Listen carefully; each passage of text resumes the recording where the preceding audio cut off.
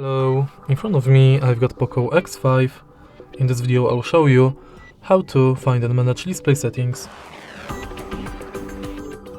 the beginning, let's go to settings and enter display. Right here you will find every settings for your display. Let's start with the top of the list, where you can change display mode between light and dark. You can schedule the dark mode. And also in more dark mode options, you can adjust wallpapers to dark mode, adjust text and backgrounds automatically, and enable dark mode for apps.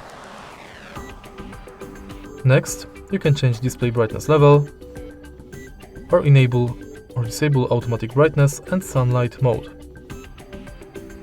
Then, you can change color scheme between vivid, saturated and standard, or color temperature, custom or from presets. Next, you can change refresh rate between maximum and standard, change font size, font style,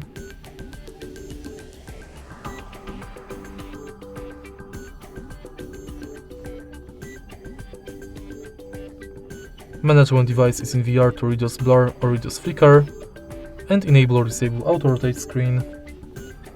And that's it. If you find this video helpful, please leave like, comment and subscribe.